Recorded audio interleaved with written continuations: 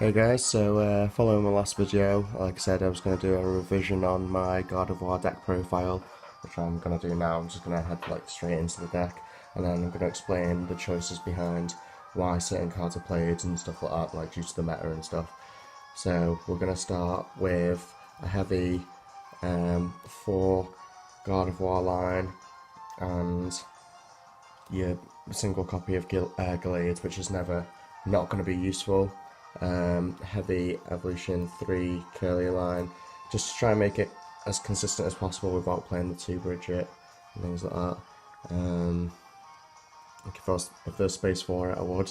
And obviously 4 Ralts, and then other Pokemon in the list are your 1 Diancie, your 1 Vulpix. I opt for a Rangaroo, as I explained in the last video.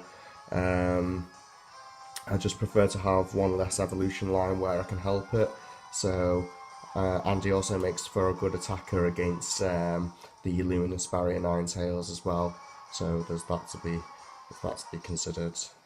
And then my final 2 choices other than Lele's are the Sylveon GX and the Eevee. This is primarily just due to the fact that this, if you start with it, it makes the deck consistent as you can possibly want it, despite being end every turn, obviously, considering end's played at 4 in pretty much every deck now. But the other reason why it's so good is that despite having 2 Field Blower in the deck, Garbatoxin is still a pain in the deck's ass, to be fair, and having something that can mitigate the damage of Garbatoxin by not particularly wanting to Twilight, because then you want to have a GX attack that's equally as aggressive in the Galissapod Garbodor matchup. So the Sylveon's just better for that rather than Twilighting and letting your opponent get in another 120 damage. You can obviously flick back one of their Galissapods and the Garbatoxin as well while you're at it, which is good. And then the 3 standard Lele's, which is pretty much played in every build. So make some room, get these guys over here. Pop them down a bit on the cam. Sorry about that, made a mess of it now. So straight into items. Not Pokeballs. 4 Ultra Balls standard in pretty much every deck. 4 rare candies. Now I'm basically going for 4 rare candies, and such a heavy Gardevoir lineup is just due to being able to put on some really big early game pressure by finding that turn 2 Gardevoir. As elusive as it is, it is possible.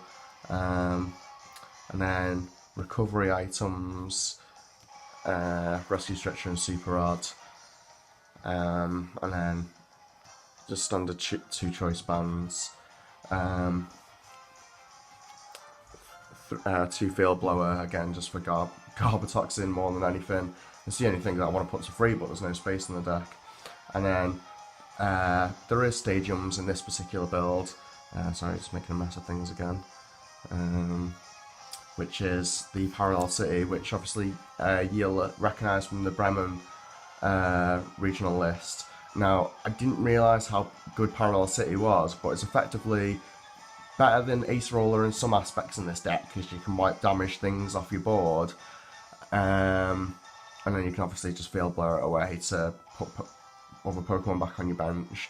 But if in that case as well, you're also reducing Galissapod's abilities to two-shot you if they don't find a Field Blower themselves, because it reduces their damage by 20. So if they don't have the choice band on their Galissapods, then they're not two-shotting you anymore.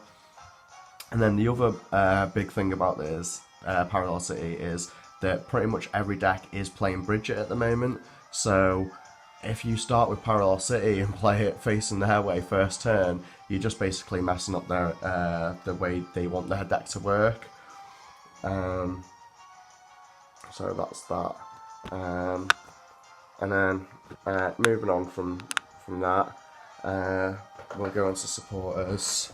So standard 4 Sycamore, 4 N sort of stuff. Another standard supporter that's played at 3, and then just the 1 Bridget.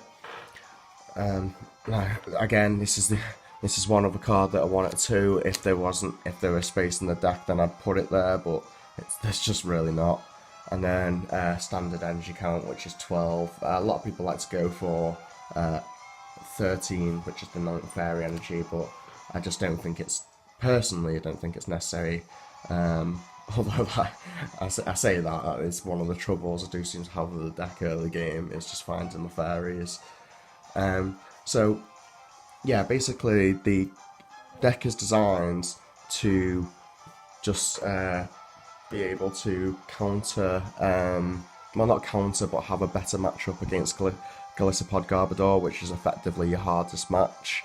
And the Sylveon does also, again with Plea, help to even flick back to Gardevoirs in some instances, or flick back to Metagrasses and things like that. Like, it is powerful. And then Magical Ribbon, if you happen to start with VV, the whole one-off, it's very unlikely, but if you do happen to start with VV, then finding turn 2 Gardevoirs if your opponent doesn't end you, which usually, obviously, they want to, if you go second as well, they'll probably want to end you rather than do anything else,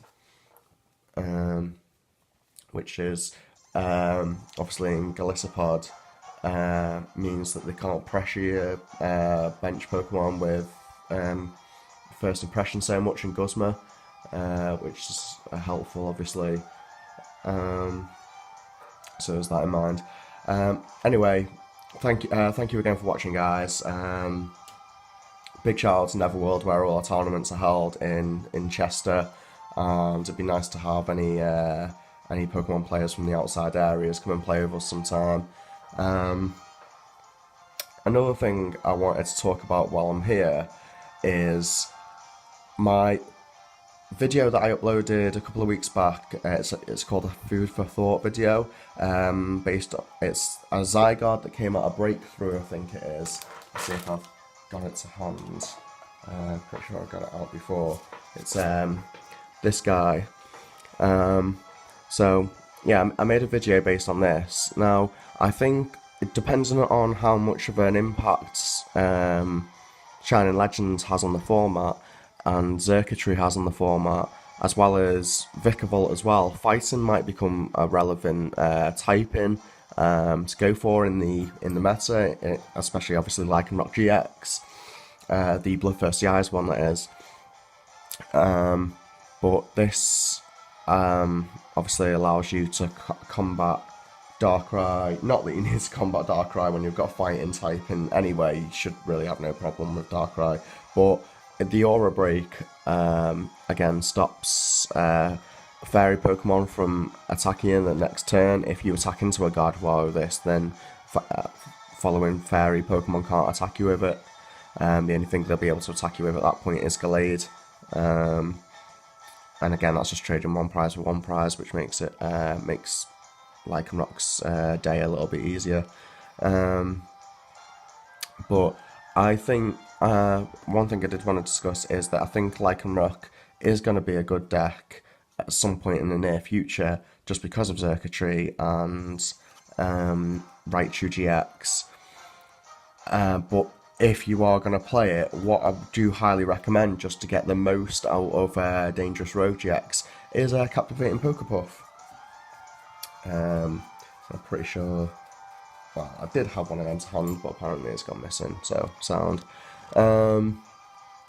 But yeah, so also while I'm here, guys, just as a sort of inspiration for you to sort of subscribe to my channel and start liking the videos and things, I've taken it upon myself recently, as you'll see by my Fight Alone Lucario deck profile, to start making what can only be classified as scrub decks, I suppose, or decks that aren't really in any way, shape or form meta at the moment. They may have been meta once upon a time.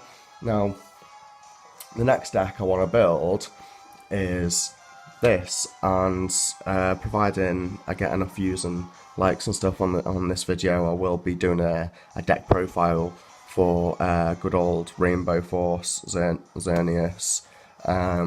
Obviously, because you do have him as an outstanding attacker against Gardevoir this format, and well, in general, because you play a 2/2 line of him. This is just some of the stuff I got together. This isn't the full deck, by the way, so don't worry about that. And that Zygarde's not in there. It's just floating about my card sort of thing. But yeah, Bisharp makes for a ridiculously good attacker against Gardevoir, and the deck's just obviously it's really powerful anyway, because if you have a board like this, Oranguru, Galvantula, and either this or the Lele, one or two, or just take this away for a Lele probably. And then you're hitting for 10, 30, 60, 90, 120, 150, 180, 210. So 220 with this, which with the Fighting Fury Belt is 230, which actually one hits Gardevoir. And with a choice band as well, you know, you can even take out the even bigger decks like Decidueye and things like that. But anyway, rambled on enough, guys. Thank you for watching my video, and if you do want to see my Rainbow Force deck profile after I've made it and hopefully won a tournament with it, then drop us some likes and subscribes. Also on the topic, if any of you have a non-meta deck that you like, that you think will be able to do well in the tournaments, I'm more than happy to attempt to build that deck and then take it to our league challenges and see if I can win a tournament with it, and then do a couple of videos in between, do a deck profile, all the rest of it, tell you how it's done, match reports and things like that. But yeah, so leave your comments and suggestions in below the video, and again, have a good day, guys, and thanks for watching.